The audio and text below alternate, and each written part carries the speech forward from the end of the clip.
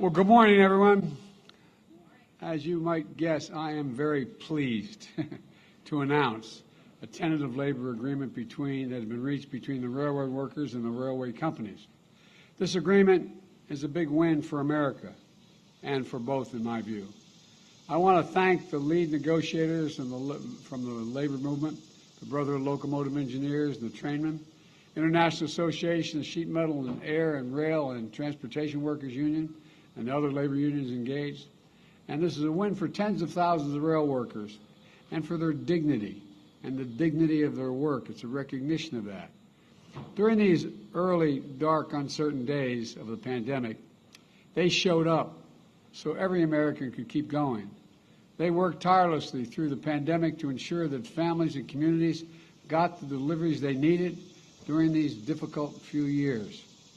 And because of the labor agreement, those rail workers will get better pay, a 24% wage increase over the next 5 years, improved working conditions, peace of mind around their health care by capping the cost that workers will have to pay.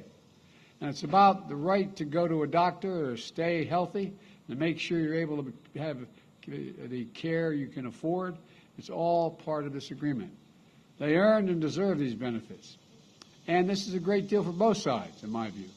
The agreement is also a victory for railway companies. And I want to thank the lead negotiators from the National Railway Labor Conference and our major rail companies. These companies also played a critical role in keeping America moving during the pandemic, and that's not hyperbole, it's a fact. With this agreement, railroad companies will be able to retain and recruit workers. They'll be able to continue to operate effectively as a vital piece of our economy. They're really the backbone of the economy. I have this visual image of rails being the backbone. I mean, literally, the backbone of the economy. So I thank the unions and the rail companies for negotiating in good faith. They've been up for 20 straight hours through that negotiation and for sticking with it, especially over the last few days.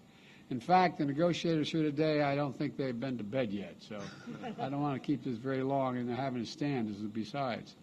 Together, we reached an agreement, you reached an agreement that will keep our critical rail system working and avoid disruptions of our economy. And I'm grateful for the members of the administration who worked tirelessly on both sides to help get this done. I especially want to thank Labor Secretary Marty Walsh, a card-carrying union member and the first union labor secretary in decades, for his tireless round-the-clock work.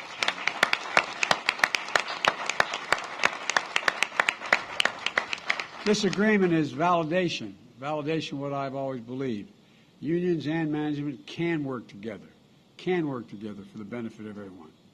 They're traveling now, a number of them up, but I want to thank Secretary of Transportation Pete Buttigieg and Agriculture Secretary Tom Vilsack, who are deeply involved, along with, I want to thank Deputy Labor Secretary Julie Sue, Director of the National Economic Council Brian Deese, and the Deputy National Director of Labor Celeste Drake for this commitment and hard work.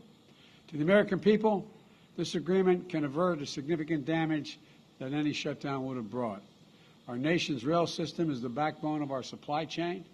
Everything you rely on, and it's hard to realize this, from everything from clean water to food to gas to liquefied natural gas, to everything, every good that you need seems to end up on a rail getting delivered to where it needs to go.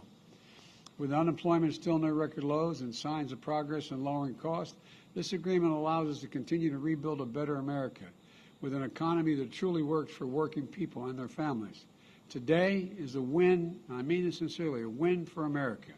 So I want to thank you all for getting this done, both business and labor. Thank you, thank you, thank you, and may God protect our troops. Thank you so much. Thank you. Mr. President, when will the railway system back online? Mr. President, is it premature to celebrate before the unions vote? Sir? Mr. President, grocery prices are up over 13%.